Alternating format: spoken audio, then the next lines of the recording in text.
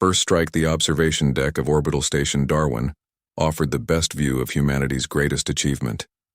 Admiral Sophia Chen stood with her hands clasped behind her back, watching as the colony ships prepared for departure to the newly established settlement on Proxima Centauri b, now known as New Horizon. After centuries of dreaming, humanity had finally established its presence beyond the solar system. Beautiful, isn't it?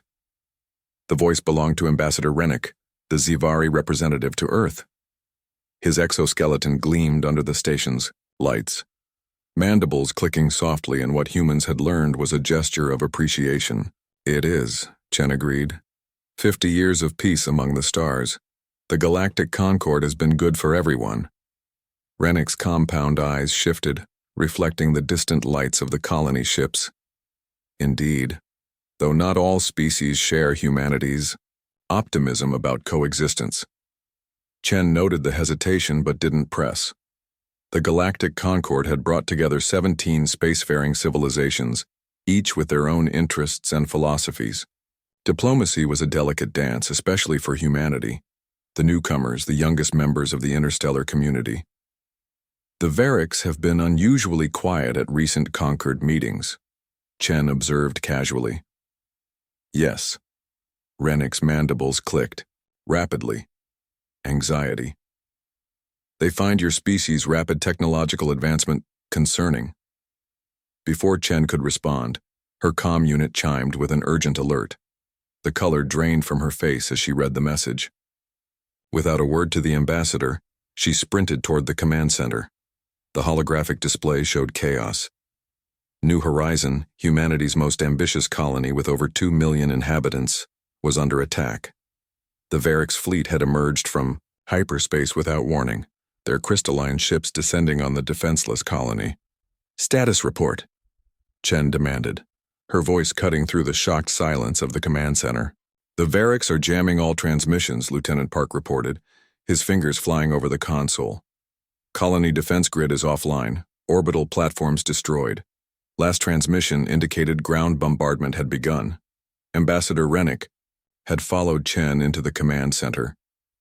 He stood frozen at the doorway, his exoskeleton now ashen gray, the Zivari equivalent of pallor. Did you know? Chen asked quietly, not turning to face him. No. Rennick's voice was barely audible. But there were rumors. The Variks Council of Elders has been debating what they call the human question for some time. They believe your kind advances too quickly, adapts too readily. They fear what you might become. The tactical display, updated, showing the Variks bombardment intensifying. The colony's environmental dome had collapsed. Atmospheric readings showed radiation levels climbing beyond survivable limits. Get me the Security Council, Chen ordered, and establish contact with the Galactic Concord. Within hours, Earth's response was mobilized. On screens across human space, President Eliana Diaz addressed the shocked population. Fellow citizens, today we witnessed an act of unprovoked aggression against our people. The colony of New Horizon has been attacked by forces of the Variks Dominion. We are still assessing casualties, but it appears that few, if any, of our 2 million colonists survived this cowardly assault. She paused, allowing the magnitude of the loss to register.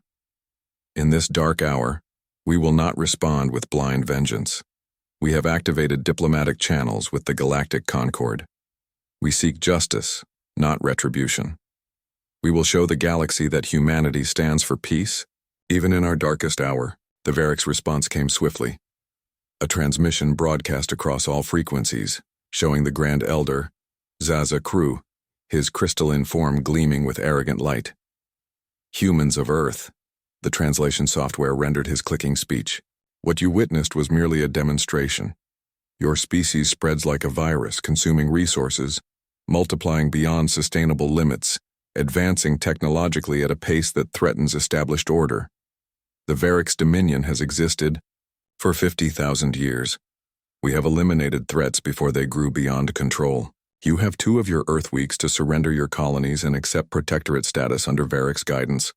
Refuse, and what happened to New Horizon will be repeated on every human world. The transmission ended, leaving Earth's leaders in stunned silence. In the following days, humanity appeared to panic. Colony ships reversed course, returning to Earth. Military vessels scattered in disorganized retreat. Diplomatic channels buzzed with desperate pleas for mercy and intervention from other conquered species. Most refused to intervene. The Variks were ancient, powerful, and their crystalline technology outmatched most other species. Only the Zivari offered asylum for human refugees, a gesture that would not be forgotten.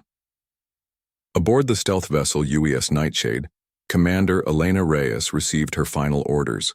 Her ship, hidden from conventional sensors by technology the Variks didn't know, humans possessed, approached the outer boundary of the Variks' home system.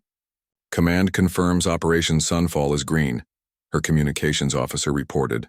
All other assets are in position. Reyes nodded, studying the holographic display of the Variks system. 7 planets orbited a blue-white star, with the Variks' homeworld a gleaming crystalline sphere third from its sun.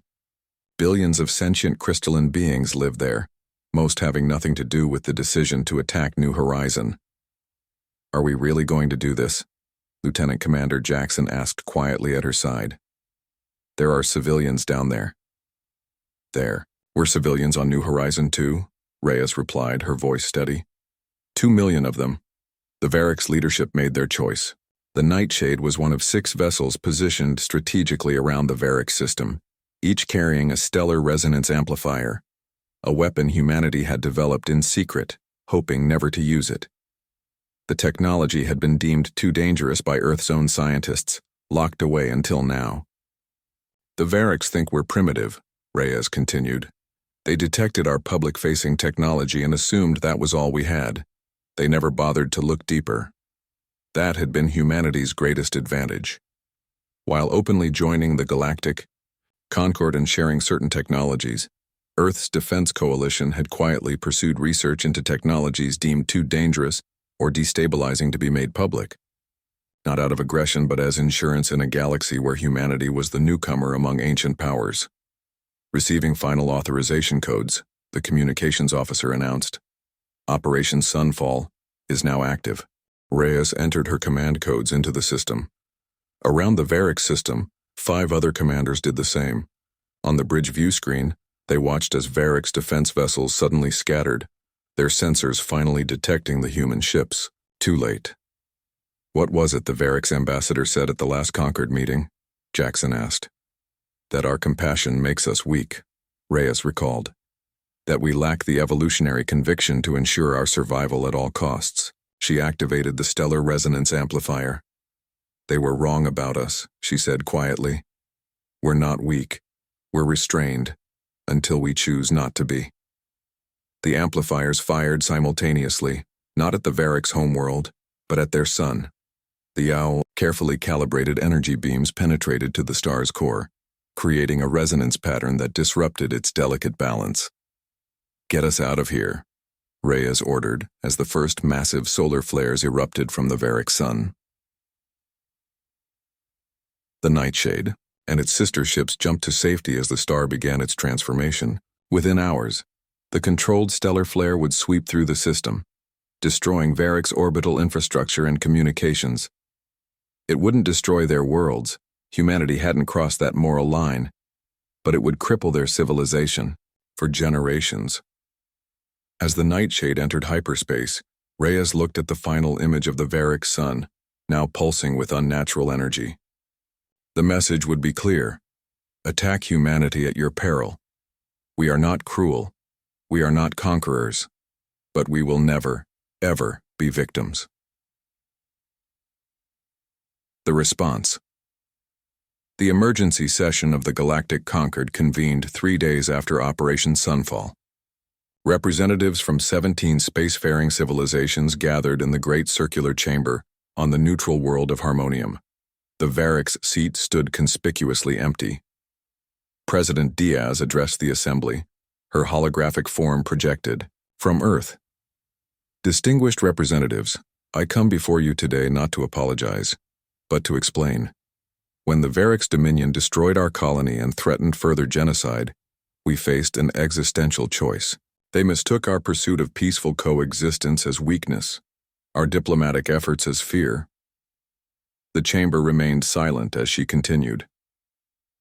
Humanity chose not to target civilian populations as the Variks did on New Horizon. Instead, we disabled their infrastructure with a controlled stellar event. Their civilization will rebuild, though their military and technological capabilities have been set back by centuries. Murmurs rippled through the assembly. Many species had considered humanity a minor power, technologically inferior to the ancient races like the Variks. This demonstration had shattered that perception. The Xivari representative, Ambassador Rennick, was the first to speak. The conquered must acknowledge that the Variks violated our most sacred principle. Unprovoked aggression against member worlds is forbidden. While the human response was unprecedented, they acted in defense against an existential threat. In the observation gallery, Commander Elena Reyes watched the proceedings alongside Admiral Chen. 2 weeks had passed since Operation Sunfall. The Variks' sun had settled into a new equilibrium, but the electromagnetic pulse generated by the stellar flare had swept through their system, destroying electronics and communications. Their once mighty empire was now struggling to maintain basic functions. "They're afraid of us now," Reyes observed quietly. "Good," Chen replied. "Fear can be the foundation of respect." The Morrigan delegate rose next, their bioluminescent tendrils pulsing with agitation. "This human weapon, this stellar resonance technology, it threatens the stability of the entire Concord. What prevents Earth from using it against any who oppose them?" President Diaz answered calmly. "The same thing that prevented us from using it until now, our moral compass. Humanity does not seek dominion. We seek partnership, mutual respect, and peace. But make no mistake, we will defend ourselves with absolute resolve when threatened with extinction." The debate continued for hours. Some species called for sanctions against Earth. Others suggested that humanity be elevated to the Concord Security Council, previously reserved for the oldest civilizations. In the end, a compromise was reached. Earth would submit to inspections of its military capabilities, while gaining a provisional seat on the Security Council. The remains of the Variks' leadership sued for peace, accepting restrictions on their military development for 5 centuries, a brief moment in their long-lived species timeline, but long enough for the balance of power to be forever altered. As the session concluded, Ambassador Tekken of the Solari approached Reyes and Chen. The avian diplomat's feathers were slicked back in formal posture. "Your species continues to surprise us, Admiral," Tekken said. "When you joined the Concord 50 years ago, many dismissed humans as primitive newcomers. Now they reassess." "Is that why you approached us?" Chen asked. "To reassess?" Tekken trilled softly, the Solari equivalent of a thoughtful hum. "The Solari have observed the rise and fall of many civilizations over our 100,000 years of spaceflight. Few have demonstrated humanity's particular duality." "Duality?" Reyes questioned. "Your genuine desire for peace coupled with your devastating effectiveness in war," Tekken explained. "Most species excel at one or the other. The Variks were warriors who never truly understood diplomacy. The Xivari are diplomats who avoid conflict at all costs. Humans appear capable of both extremes." The observation was uncomfortably accurate. Throughout human history, the same pattern had repeated. Periods of cooperation and advancement punctuated by devastating conflicts. "We don't want to be feared," Chen said, "but we won't be victimized either." Tekken's head tilted, eyes blinking in the Solari gesture of acknowledgement. "Your Admiral Nelson once said, 'Gentleness does not preclude strength.' My species believes you humans might finally bridge the philosophical divide that has fractured our Concord for millennia. Neither the warmongering of the Variks nor the passive accommodation of the Xivari has created lasting peace. Perhaps your middle path will." When they returned to Earth, Reyes found herself summoned to a private meeting with President Diaz. The president's office overlooked the rebuilt Manhattan skyline, a testament to humanity's resilience after the climate crises of the previous century. "Commander?" Diaz greeted her warmly. "The architect of Sunfall, History will remember you. I'd rather it didn't, Madam President, Reyes replied honestly. I followed orders, but I can't say I'm proud of what we did. Diaz nodded, understanding, in her eyes. The burden of necessary actions. I feel it too. She gestured to a star chart displayed on her wall. The Varix refugees have been granted asylum on Xivari worlds. Their population will recover, though their empire is finished. And what about us? Reyes asked. What happens to humanity now? Now, Diaz said, we face our greatest challenge. Not conquest, not war, but wielding influence responsibly. The conquered looks to Earth with new eyes, some with respect, others with fear. We must prove that Operation Sunfall was an exception, not our nature. The president walked to the window, gazing up at the stars now visible in the evening sky. The Solari believe we might become the bridge between the older species, our human perspective bringing something new to galactic politics. Reyes joined her at the window. Can we live up to that, after what we did? We must, Diaz said simply, because the alternative is to become what the Varix feared, another aggressive species leaving destruction in our wake. We struck hard, enough to ensure our survival, but with restraint enough to show mercy. That balance, that duality, as the Solari call it, will define humanity's place among the stars. On the rebuilt orbital station Darwin, now reinforced with technology derived from both human innovation and conquered exchanges, Admiral Chen watched the latest colony ships depart. New Horizon would be rebuilt, this time with defensive capabilities visible to all who approached. The lesson had been learned on all sides. Ambassador Rennick stood beside her, their relationship now deepened by shared crisis. The Varix survivors speak of you differently now, the Xivari noted. They have a new term for humans in their language, roughly translated, those who burn stars but spare worlds. Chen smiled faintly. Poetic, for a species that tried to exterminate us. They are ancient, set in their ways, Rennick replied. They never imagined a younger species could outthink them. It has been educational for many in the conquered. Below them, Earth rotated serenely, its blue oceans and white clouds showing no sign of the momentous decision that had been made from its surface, a decision that had forever changed humanity's place in the galactic community. What happens now? Rennick asked. Chen considered the question carefully. Now we rebuild. We remember our dead. We strengthen our defenses while extending our hands in peace. She turned to face the Xivari ambassador. And we hope that the stars remember that humanity would rather create than destroy. But we are capable of both when necessary. As night fell across Earth, citizens looked up at the stars with new understanding. Their world was not alone in the cosmos, neither the strongest nor the weakest power among many.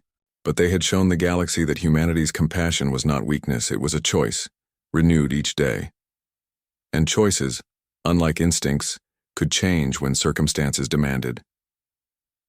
The message echoed across 1,000 worlds. Seek friendship with humanity. Respect their boundaries. For they are not cruel, they are not conquerors, but they will never ever be conquered.